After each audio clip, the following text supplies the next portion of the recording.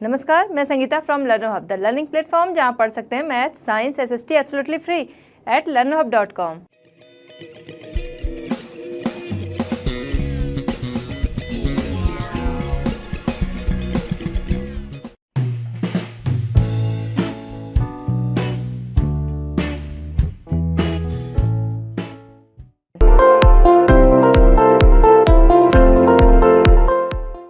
चलिए बच्चों, स्टार्ट करते हैं आज का चैप्टर। क्वेश्चन नंबर 1 हमारा है मैच द फॉलोइंग। आइए देखते हैं किससे किसे मैच कराते हैं। इसमें फर्स्ट हमारा है रायत। रायत वर्ड का यूज़ हुआ है जब कंपनी का शासन आ गया, उस टाइम में जो किसान थे, उस टाइम के जो किसान थे, पीजेंट्स थे, उनके लिए रायत वर्ड का यूज़ हुआ है। तो रायत को हम मैच कराएंगे पीजेंट से। नेक्स्ट है महाल। महाल किसे कहा गया है? महाल जो विलेज होते थे या विलेज ग्रुप जो होते थे, उनके लिए महाल वर्ड का यूज़ किया गया है। तो महाल को हम मैच कराते हैं विलेज से। विलेज या विलेज ग्रुप जो है उन्हें महाल कहा गया है। नेक्स्ट है निज। निज किसे कहा गया है? निज वो लैंड जिसे बागान मालिक जो होता था वो अपनी लैंड पर ही कल्टीवेशन करता था। बागान मालिक जो होते थे वो अपनी लैंड पर कल्टीवेशन करते थे या फिर वो लैंड को बाई करके उस पर कल्टीवेशन करते थे। तो जो इस तरीके की व्यवस्था थी इसे कहा गया है निज। तो निज को हम मैच कराएंगे cultivation on planters own land. Planters की जो ओन लैंड होती थी उसे निज कहा गया है। नेक्स्ट है रायती। रायती किसे कहा गया है? रायती मीन्स जो जमींदार होते थे, वो जमींदार जो होते थे वो अपनी ज़मीन पर किसानों से खेती करवाते थे। तो ये जो जमींदारों की लैंड होती थी इसे कहते थे रायती। तो रायती को हम मैच कराते हैं कल्टीवेशन ऑन रायट्स लैंड। जो कल्टीवेशन ऑन रायट्स लैंड, जो जमींदार की लैंड होती थी उसे कहा गया है रायती। चलिए बच्चों, अब हम आते हैं अपने नेक्स्ट क्वेश्चन। क्वेश्चन नंबर 2 हमारा है फिल इन द ब्लैंक्स है। आइए देखते हैं। इसमें फर्स्ट ए है हमारा growers of would in Europe saw. यहाँ पे आपको ब्लैंक मिलेगा, ये आपको फिल करना है। Saw as a crop which would provide competition to their earning. जो वुड एक प्लांट था जिसकी की खेती होती थी यूरोप कंट्रीज़ में।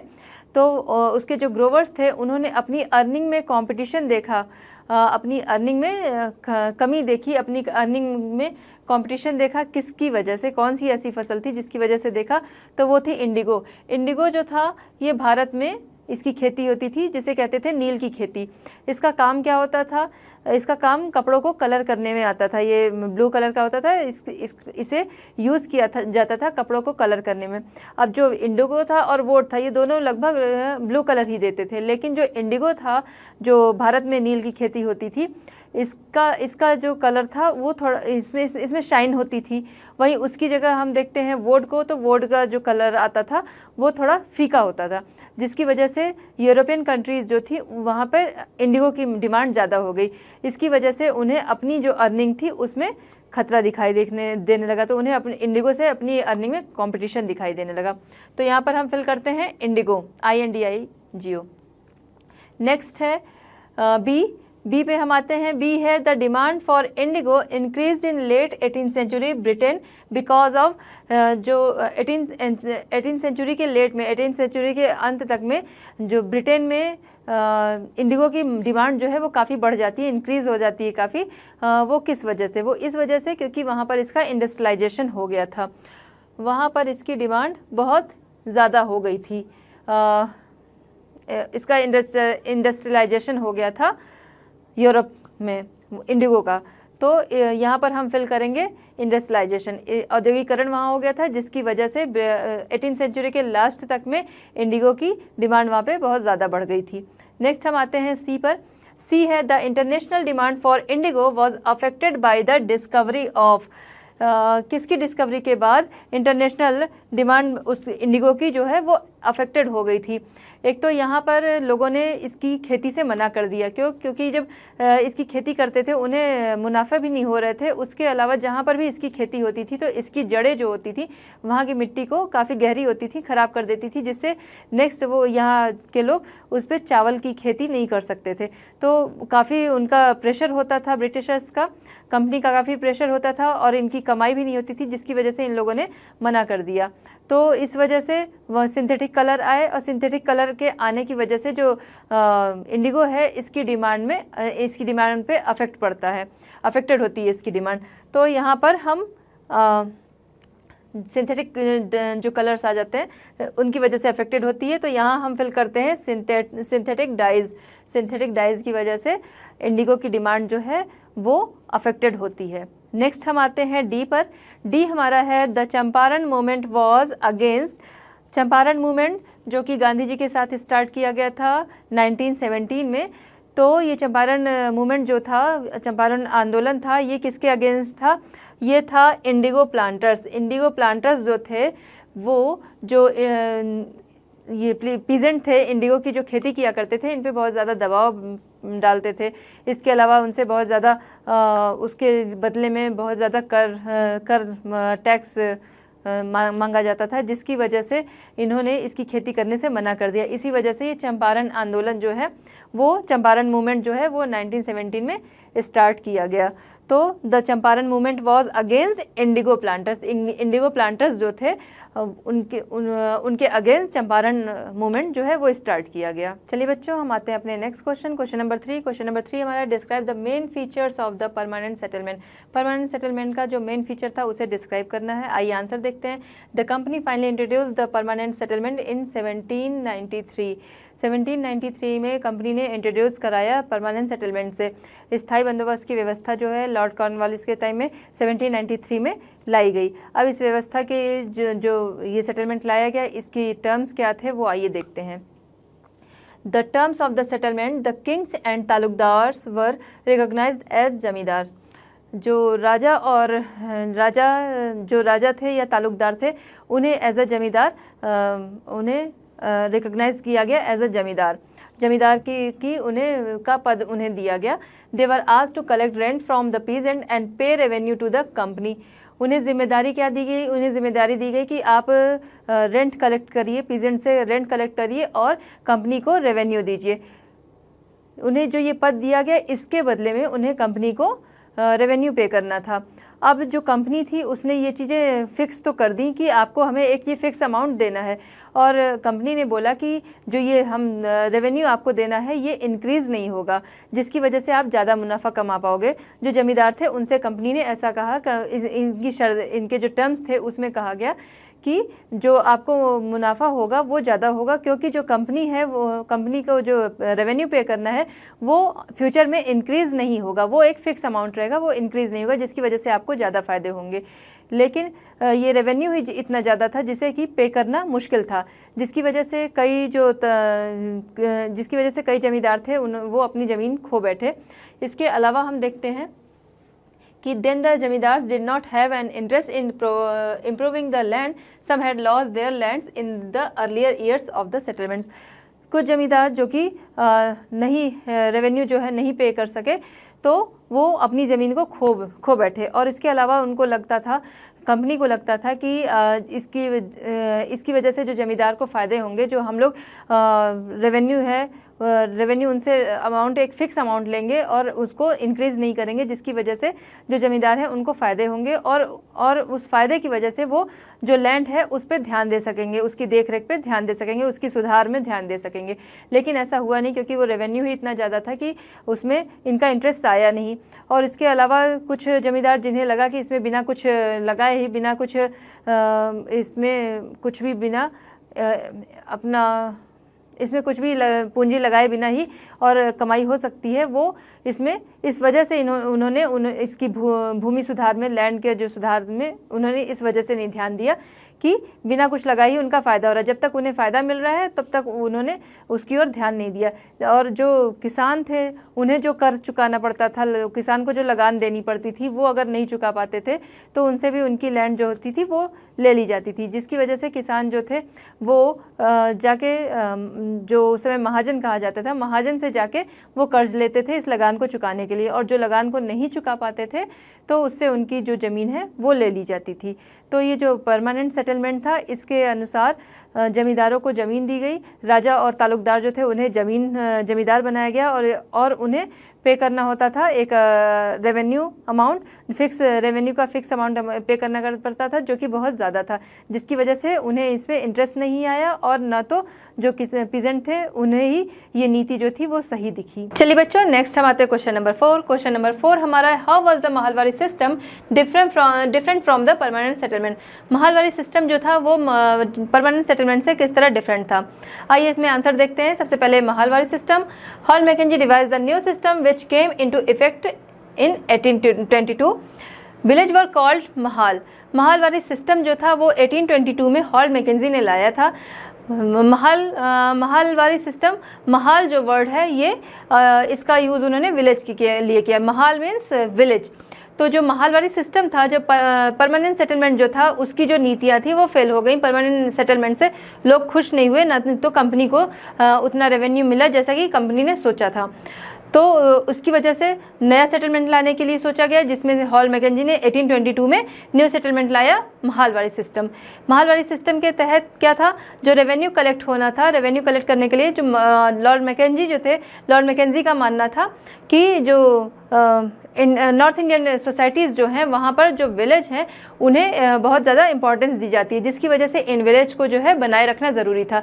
इसके लिए उन्होंने अपने कलेक्टर्स को आदेश दिया कि वो जगह जगह जाएं, वहाँ पे सर्च करें, सर्वे करें, जगह जगह पे जाके सर्वे करें और वहाँ के रिचुअल्स, वहाँ की लैंड्स का मेज़रमेंट, ये सब चीज़ें लें। तो उनके जो कलेक्टर्स थे वो जाते थे, अलग अलग गाँवों में जाते थे और वहाँ जो विलेज में जाते थे और वहाँ पर जो उनकी लैंड्स थी, जो किसानों की लैंड्स थी, उनका मेज़रमेंट लेते थे, वहाँ के रिचुअल्स का पता करते थे। ये सारा लेखा जोखा वो लोग रखते थे, जिसके हिसाब से जो वहाँ का रेवेन्यू उन्हें लेना था, रेवेन्यू उन्हें कलेक्ट करना था, वो तय करते थे।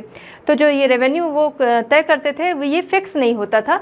जैसे कि परमानेंट सेटलमेंट में हमने देखा, जो रेवेन्यू था वो लिया जाता था, जो रेवेन्यू लिया जाता था वो एक फ़िक्स अमाउंट रख दिया गया था, जो कि बोला गया था कि वो आगे फ्यूचर में कभी भी इंक्रीज़ नहीं किया जाएगा। लेकिन इस सिस्टम में क्या किया गया कि बोला गया कि ये जो रेवेन्यू कलेक्ट होगा वो समय समय पर वहाँ पर उनके कलेक्टर्स जाएंगे, जो रेवेन्यू कलेक्ट होगा वहाँ के लोगों की संख्या, वहाँ की लैंड्स, इन सब के आधार पर वो रेवेन्यू लेंगे। अब जो रेवेन्यू कलेक्ट होगा उसके आधार पर वो अनुमान लगाएंगे कि इसे बढ़ाया घटाया जा सकता है, तो उस हिसाब से वो रेवेन्यू को चेंज करते रहेंगे। उसके अलावा हम देखते हैं परमानेंट सेटलमेंट जो था, परमानेंट सेटलमेंट में ये रेवेन्यू कलेक्ट करने का काम कौन करता था, जो किंग्स थे, तालुकदार थे, उन्हें जमींदार की उपाधि दे दी गई। जमींदार का उन्हें जो था पद दे दिया गया, जमींदार का पद उन्हें दे दिया गया और जिसकी वजह से उन्हें जमींदार कहा जाता था। अब ये जमींदार के रूप में ये रेवेन्यू कलेक्ट करते थे और कंपनी को पे किया करते थे। लेकिन महालवारी सिस्टम में ये काम जो था, जो विलेज हेडमैन होते थे यानी कि मुखिया होते थे, उन्हें ये काम दिया गया। तो वो कलेक्ट करते थे और कंपनी को वो पे करते थे, और जिसमें समय समय पर चेंजेस हो सकते थे। वहीं हम देखते हैं परमानेंट सेटलमेंट जो था वो लाया गया था लॉर्ड कॉर्नवालिस के द्वारा 1793 में लाया गया था। और इसमें जो जमींदार था वो कंपनी को रेवेन्यू पे करता था, और जो रेवेन्यू कलेक्ट होता था वो फ्यूचर में कहा गया था कि ये इसे इंक्रीज़ नहीं किया जाएगा। लेकिन वो पहले से ही इतना ज़्यादा था वो रेवेन्यू कि लोग उसे पे नहीं कर पाते थे और उन्हें अपनी लैंड जो थी वो खोनी पड़ती थी, जिसकी वजह से ये वाला जो परमानेंट सेटलमेंट था इसे हटाया गया और इसकी जगह पे नई व्यवस्था लाई गई, जिसे कि महालवारी व्यवस्था कहा गया। और महाल मीन्स गाँव। इसमें गाँवों से लोगों को पता था कि जो गांव है उनकी बहुत ज़्यादा लोगों के बीच में इंपॉर्टेंस है, तो उसको ध्यान में रखते हुए फिर रेवेन्यू जो थे वो तय किए गए। तो इस तरह से हम देखते हैं कि महालवारी सिस्टम जो है और परमानेंट सेटलमेंट है, ये दोनों एक दूसरे से किस तरह डिफरेंट है। महालवारी सिस्टम जो कि हॉल मैकेंजी ने लाया था 1822 में, और परमानेंट सेटलमेंट जो था उसे लॉर्ड कॉर्नवालिस ने लाया था 1793 में। और जो महालवारी सिस्टम थे, ये महालवारी सिस्टम जो था इसमें जो रेवेन्यू था वो चेंज हो सकता था और इसे कलेक्ट करने का जो जिम्मा था वो विलेज हेडमैन को दिया गया था। और परमानेंट सेटलमेंट में रेवेन्यू कलेक्ट करने का जो जिम्मा था वो दिया गया था, ज़मींदार को दिया गया था, और वो फ्यूचर में इंक्रीज़ नहीं होना था, वो फिक्स अमाउंट था, बट वो पहले से ही काफ़ी अधिक था कि लोग उसे पे नहीं कर सकते थे और उससे असंतुष्ट थे। चलिए बच्चों, नेक्स्ट हम देखते हैं क्वेश्चन नंबर 5। क्वेश्चन नंबर 5 हमारा है, give two problems which arose with the new Munro system of fixing revenue.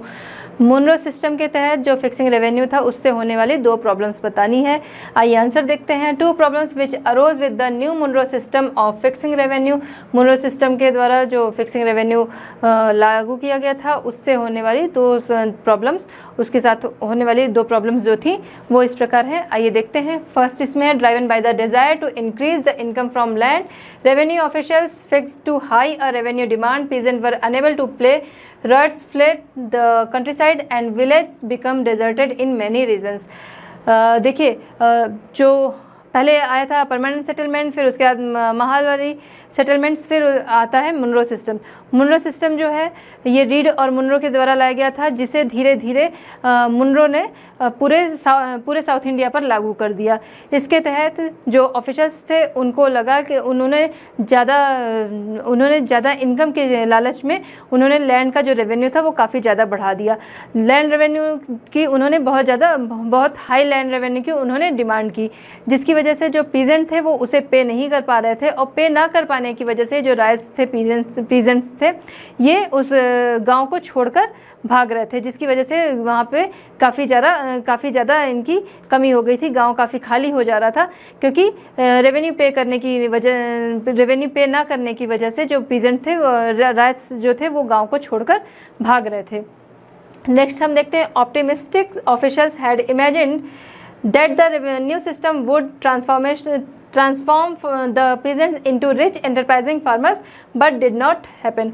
उन्हें क्या लगा, ऑप्टिमिस्टिक ऑफिसर्स जो थे, आशावादी अफसर्स जो थे, उनको क्या लगा था कि ये जो लैंड रेवेन्यू बढ़ा रहे हैं ये, और इससे जो इनको पीजेंट्स की जो कमाई होगी वो हमें लैंड रेवेन्यू देंगे, और उसके बाद इनकी जो इनकम रहेगी वो अच्छी खासी रहेगी, जिसकी वजह से ये काफ़ी रिच होंगे और अच्छी मेहनत करेंगे, काफ़ी रिच होंगे और उद्यमशील बनेंगे। बट ऐसा कुछ भी हुआ नहीं, क्योंकि जो लैंड रेवेन्यू जो इन्होंने फिक्स किया था, जो इन्होंने डिमांड की थी, बहुत ही हाई थी, जिसे पे करना इन पीजेंट्स के लिए पॉसिबल नहीं था, और इसकी वजह से वो गाँवों को छोड़ के जा रहे थे। तो ये प्रॉब्लम्स थी मुनरो सिस्टम में कि जो लैंड रेवेन्यू काफ़ी ज़्यादा था, और इसकी वजह से पीजेंट्स जो थे वो गाँवों को छोड़कर भाग रहे थे, और उनकी इस कंडीशन में जो इनकी उम्मीद थी कि उनकी कंडीशन में बहुत सुधार होगा, वो बहुत ज़्यादा रिच हो जाएंगे, ऐसा कुछ भी नहीं हुआ। चलिए बच्चों, नेक्स्ट हम आते हैं क्वेश्चन नंबर 6। क्वेश्चन नंबर 6 हमारा है, why were ryots reluctant to grow Indigo.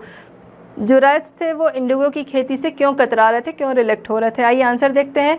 Peasant who were initially tempted by the loan soon realised how harsh the system was.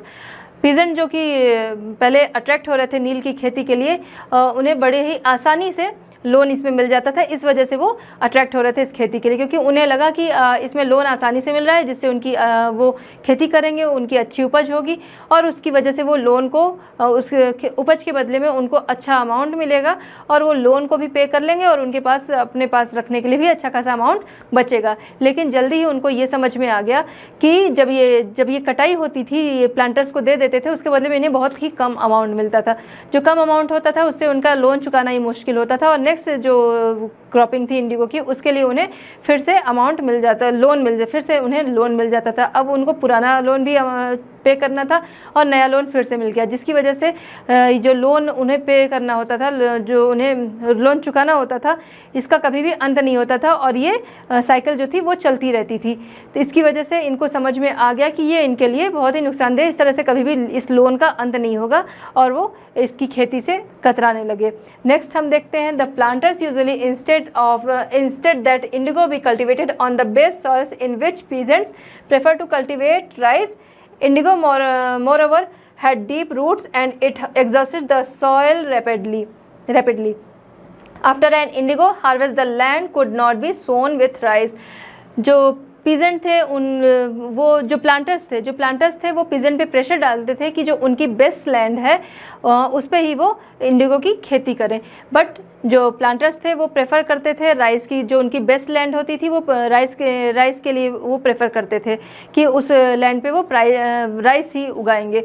लेकिन प्लांटर्स के दबाव की वजह से वहाँ उन्हें नील की खेती करनी पड़ती थी, और जो नील की रूट्स होती थी वो लैंड की जो नमी होती थी, मॉइस्चर होता था, उसको पूरी तरह से अब्जॉर्ब कर लेती थी, जिसकी वजह से वहाँ पे राइस की जो क्रॉपिंग थी वो फिर से नहीं हो सकती थी।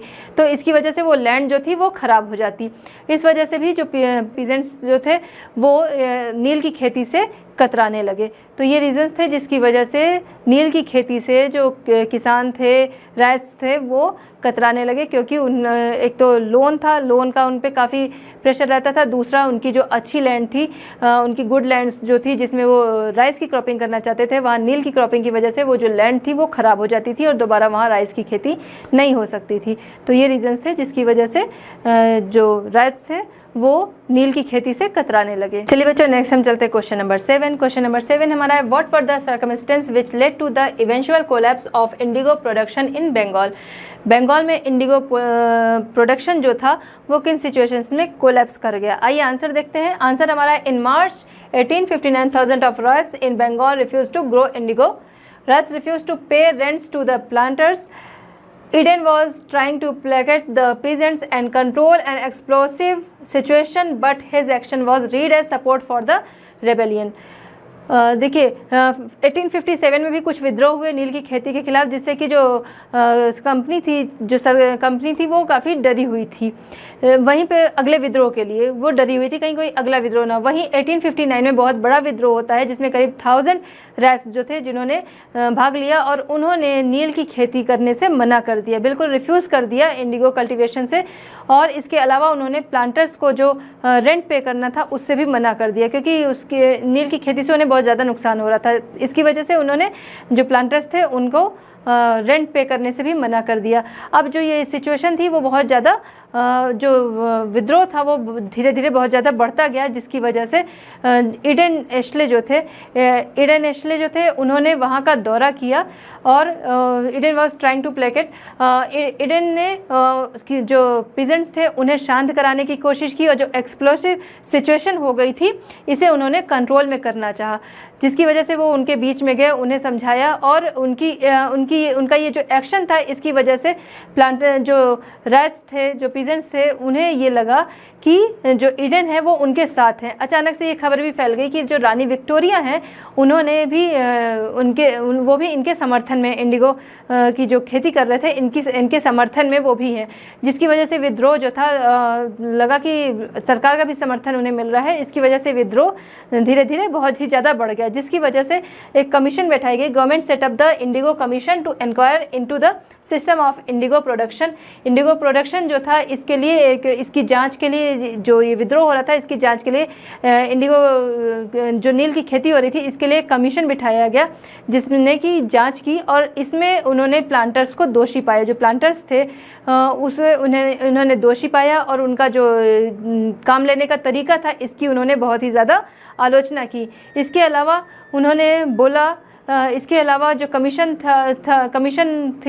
ने ये आदेश दिया कि जो राइट्स हैं वो अभी जो उनका जो कॉन्ट्रैक्ट है उसे वो अभी के लिए पूरा करें और इसके बाद वो आगे नील की खेती के लिए मना कर सकते हैं। लेकिन अभी के जो अनुबंध है, जो अभी का कॉन्ट्रैक्ट है उसे वो कंप्लीट करें, इसके बाद वो नील की खेती से मना कर सकते हैं। तो ये कुछ रीजंस थे जिनकी वजह से जो नील की खेती थी वो कोलैप्स कर गई, बंगाल में वो कोलैप्स कर गई। The commissions held the planters guilty and criticised them for the coercive methods they used with Indigo cultivators. जो वो मेथड यूज़ करते थे इंडिगो कल्टीवेटर्स के लिए उसकी उन्होंने आलोचना की। The commission asked the ryots to fulfil their existing contract but also told them that they could refuse to produce indigo in future. उन्होंने बोला कि अभी के कॉन्ट्रैक्ट को आप कंप्लीट करिए, उसके बाद आप रिफ्यूज़ कर सकते हैं इंडिगो कल्टीवेशन को, इंडिगो प्रोड्यूस करने को फ्यूचर में आप कर सकते हैं। These are the circumstances which led to the eventual collapse of the indigo production in Bengal. तो ये रीजंस थे जिनकी वजह से बंगाल में इंडिगो प्रोडक्शन जो था वो कोलैप्स कर गया। चलिए बच्चों, हमारा चैप्टर होता है कंप्लीट। मिलते हैं नेक्स्ट चैप्टर नेक्स्ट सॉल्यूशंस के साथ at Learno hub. Learno hub free है पर बेस्ट है।